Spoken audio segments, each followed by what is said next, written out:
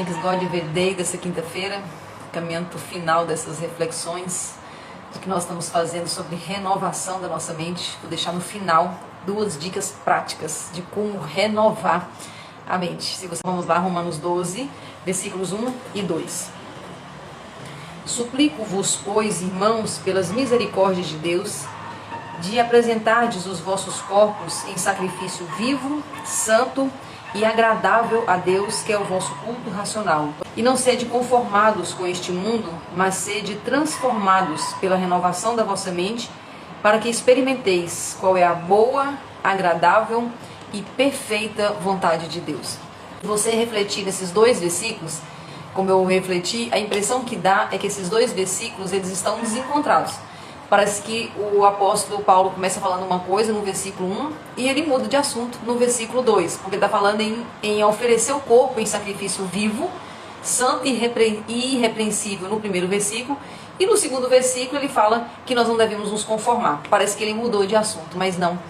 Na verdade, o que Deus quer trazer para nós, qual a informação preciosa que Deus quer trazer para nós nesses 2 versículos? Que nós entregamos o nosso corpo em sacrifício vivo quando nós paramos de resistir à ação de Deus. Deus tem planos bons a nosso respeito, né? Nós lemos semana passada, eu que sei os planos que tem a vosso respeito, planos de bênção e não de mal, para te levar ao fim que desejais. Então nós temos aí os planos de Deus sobre nossa vida, que são planos bons, a vontade perfeita dele. Nós temos isso.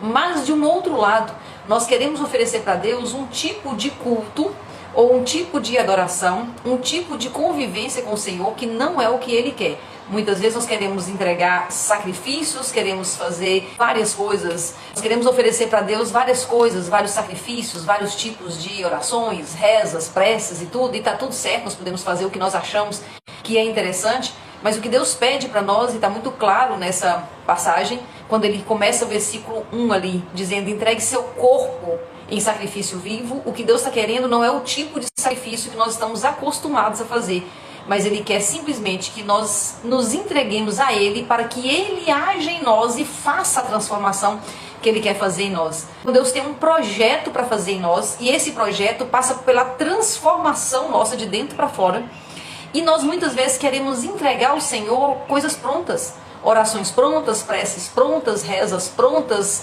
compromissos prontos. Nós já temos um script da nossa vida religiosa, da nossa vida espiritual. Nós já temos um script. Eu estou falando com vocês uma coisa que eu vivi durante anos. Eu sempre tinha já o comportamento certo, a oração certa. Eu já tinha as coisas certas que eu fazia, que eu aprendi a fazer e fazia a vida inteira. E está tudo certo, eu posso fazer tudo isso. Mas o que Deus quer, que está no versículo 1, é que a gente se entregue sem resistência. Por isso que parece que está separado os 2 versículos. Nós lemos Romanos 12, 1 e 2. E o 1 fala em entregar seu corpo em sacrifício vivo, e o outro fala sobre transformar a mente, e dá a impressão que são coisas separadas. Não. Deus quer que a gente pare de resistir à ação dele. O sacrifício que o Senhor quer é esse sacrifício de não resistência. E como eu estava falando com vocês, eu fui uma das pessoas que mais resistiu à ação de Deus. Eu tinha tudo tão planejado, eu tinha tudo tão certinho, eu aprendi a servir a Deus, eu aprendi a falar com Deus, eu aprendi a ter minha vivência religiosa, minha vivência espiritual, e era tudo tão dentro da caixinha, eu já tinha um jeito certo de fazer as coisas, e eu achava que eu estava muito certa, né? E Deus precisou bagunçar um pouco a minha vida para eu parar de resistir. Um dia Deus falou comigo o que significava entregar o corpo em sacrifício santo e irrepreensível diante dele. Ele não queria o meu sofrimento, ele não queria aquelas entregas tão prontas, ele queria simplesmente que eu parasse de resistir à ação dele. E nessa conversa com Deus eu percebi que ele estava pedindo uma coisa difícil demais para mim, difícil demais. E eu cheguei à conclusão que eu não dava conta de não resistir, porque eu já tinha o jeito certo de fazer, eu já tinha as respostas prontas para fazer. E Deus me levou a reflexões muito profundas, bagunçando mesmo tudo aquilo que eu achava que estava pronto, que estava certo, que era daquele jeito que fazia. E Deus começou a mostrar que Ele tinha um jeito dele. Eu é que sei os planos que tem a vosso respeito. Não se conforme, transforma, mas renovando a sua mente. E eu comecei a fazer essa viagem para dentro. O que eu tenho mais falado com vocês aqui, o convite que eu tenho mais feito aqui é ter coragem de enfrentar o Lech Lecha, que é essa viagem para dentro. Quando Deus chamou Abraão, Ele não disse para onde Abraão ia, Ele só falou: vai e eu vou te mostrar. É esse o nível de confiança que o Senhor quer. Quando Deus traz cada um de nós para dentro de nós. Ele está trazendo cada um de nós para nossas histórias, para as nossas experiências. Ele não quer mais um culto pronto. Ele não quer mais nossas respostas prontas. Deus não quer isso. Isso não vai nos levar à vontade perfeita dele.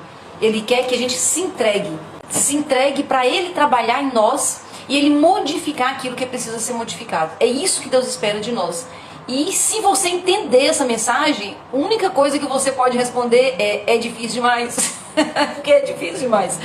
Porque nós temos nossas respostas prontas, nosso culto pronto, nós temos nosso jeito pronto de adorar a Deus e nós não queremos que bagunce isso. E Deus quer dar uma desorganizada. A palavra de Deus diz que foi para a liberdade que Cristo nos libertou. É interessante que na frase seguinte fala: cuidado para você não cair de novo, Gálatas 5:1. Cuidado para você não cair de novo em jugo de escravidão. Nós temos o mau costume de gostar de ser escravos. E nós somos escravos das nossas relações com as nossas famílias, com os nossos pais. E nós passamos isso para os nossos filhos. Quando nós não resolvemos o que nós precisamos resolver, nós acabamos passando de geração em geração o que nós vivemos com os nossos pais. E como nós falamos, acho que foi ontem, os nossos pais precisavam também de cura, mas eles não tiveram essa oportunidade. Nós estamos tendo nesse tempo muitas pessoas falando sobre isso. Então pessoas feridas, elas ferem outras. Então se os nossos pais não souberam fazer da melhor forma, é porque também não fizeram com eles não tiveram a oportunidade de fazer essa transformação, de fazer essa renovação da mente. Agora eu e você, vivendo nesse tempo, com tanta coisa bacana que tem hoje pra gente resolver essas questões, nós não podemos, não é justo isso, levar para a próxima geração. Então pessoas feridas ferem outras pessoas, pessoas machucadas machucam outras pessoas, mas pessoas curadas curam outras pessoas. Nós podemos curar a próxima geração, nós podemos curar os nossos filhos, nós podemos curar os nossos netos, as pessoas que convivem conosco, mas para isso é preciso que eu esteja curado, porque senão a acidez que sai de mim é de uma pessoa que não foi curada.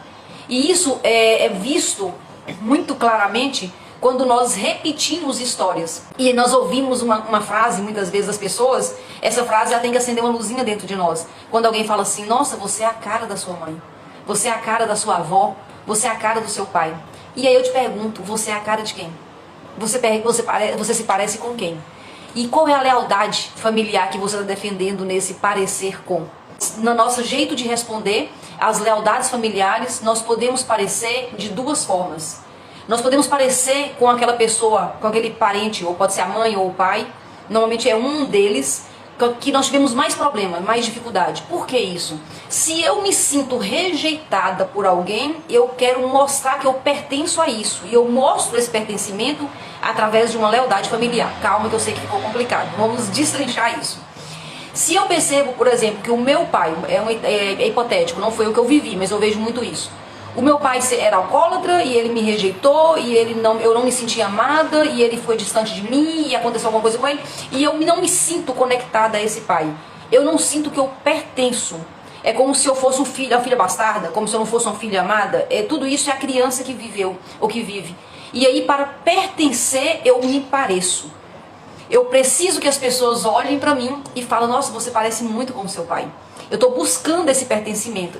E eu busco esse pertencimento de forma inconsciente, me parecendo com meu pai. Então quando alguém fala comigo assim: eu estou com essa questão para ser resolvida, não resolvi. Aí alguém vai e olha para mim e fala assim: nossa, Andréia, você se parece muito com seu pai. A criança dentro de mim sorri. Porque é tudo que ela está buscando. É parecer para pertencer. E aí eu sou leal ao que esse pai ensinou, o que esse pai viveu. E às vezes nas partes negativas, inclusive. Problemas que eu tenho consciência de que não é legal. Ideias que eu tenho consciência de que não são bacanas. E que meu pai fez assim, que meu pai pensou assim, que meu pai viveu assim. Eu não acho legal isso conscientemente. Eu começo a repetir essa história para pertencer. E aí é muito bom para a criança minha que está doente, que não está curada, eu ouvir que eu pareço com esse pai.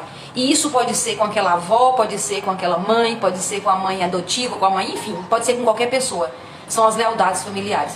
E isso vai trazendo para as famílias o que hoje é muito conhecido como dependência e codependência. São relações doentes, onde as pessoas precisam se pertencer, porque no fundo ela sente que não pertence. Porque o pai fala: Andréia, mas é errado querer pertencer de forma alguma, nós precisamos pertencer. Eu preciso pertencer a uma família, é uma das leis que o Bert Helling deixou, né, dentro da constelação familiar, das questões sistêmicas. Eu preciso pertencer. É bom e é saudável que eu pertença. Então, quando é que não é saudável? Quando eu preciso mostrar que eu pertenço. Então, na verdade, eu sinto que eu não pertenço a essa família. Eu me sinto rejeitada. Aí nós caímos de novo no bloqueio da rejeição. Gente, o bloqueio da rejeição, eu vou até deixar de novo aqui um link aqui pra vocês, quem não assistiu ainda. Um dia nós falamos sobre o bloqueio da rejeição. O bloqueio da rejeição, ele é um dos bloqueios mais presentes na nossa vida. Existe uma raiz de rejeição dentro de nós. Então, onde o amor adoece, onde o amor cura? O amor adoece quando eu vivo nessa loucura de cobrança. Eu cobro de mim parecer com meu pai, eu cobro de mim fazer igual a minha mãe. Tem pessoas que não têm coragem de mudar de religião, porque os pais são daquela religião. E quando alguém muda a questão da religião, quando faz uma outra escolha, a família rejeita muito. Por quê? Porque tem que ter conexão, tem que ter pertencimento. Por que tem que ter pertencimento? É porque não tem pertencimento. Porque se tiver pertencimento, tá tudo certo. Eu fiz essa mudança, né? Muitos anos atrás eu fiz essa mudança de opção religiosa. E você tem coragem de fazer uma mudança dessa, mas não é só isso. É mudar de lugar, mudar de cidade, mudar de estado, mudar de país. É mudar o jeito de reagir, você não se parece mais, então você tem um jeito de viver socialmente. O financeiro seu é diferente dos seus pais. Então tudo aquilo que nós temos coragem de ser diferente, porque nós acreditamos naquilo, essa coragem de ser diferente, ela conflita com a necessidade de ser igual à minha família. Então, ter coragem de ser diferente é para a liberdade, foi para a liberdade que Cristo nos libertou. Nós não nascemos para ser iguais aos nossos pais, porque na verdade nós somos imagem e semelhança, não é do papai e não é da mamãe. Não está escrito em lugar nenhum que nós devemos ser imagem e semelhança, nós devemos nos comportar como imagem e semelhança do nosso papai e da nossa mamãe na terra. Até porque você fala, André, mas não tem lógica, porque na verdade geneticamente é uma mistura tão grande que você não parece mesmo. Aí que você não parece mesmo. Não tem como parecer. Você se parece nas atitudes, nas escolhas, nas falsas escolhas. Então, para essa questão de religião, por exemplo, às vezes tem alguma coisa que incomoda, você está sendo chamado para alguma coisa diferente, mas você não tem coragem nem de pensar. Porque o que seus pais pensariam de você se soubessem que você está negando a raiz dele? Não estou dizendo para ninguém mudar de religião não, tá? Estou dizendo que dói não parecer, dói não pertencer. E aí então nós precisamos dessa cura para sermos livres. Aí você fala, André, você está querendo que eu mude de religião? Não, você tem que ser livre para mudar ou para ficar igual. Você tem que ser livre. Você não tem que fazer nada porque os seus pais disseram que é assim. Porque você não é criança mais, nós não somos crianças. Então, se eu preciso ainda pensar como meu pai pensa, se eu preciso reproduzir as ideias dele, eu preciso entrar para dentro, eu preciso fazer essa viagem para dentro e descobrir quais são as lealdades que eu tenho. E normalmente quando nós temos uma lealdade, nós temos algumas lealdades. Então nós repetimos a história que aconteceu com nossos pais em algumas áreas diferentes.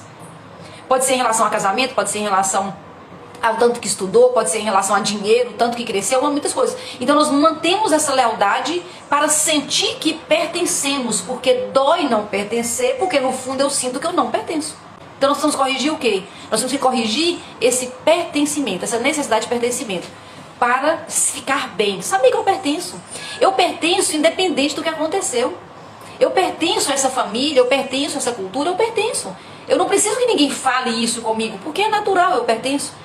Mas eu preciso, quanto mais nós andamos para dentro, nós vamos entender que a nossa raiz não é essa família.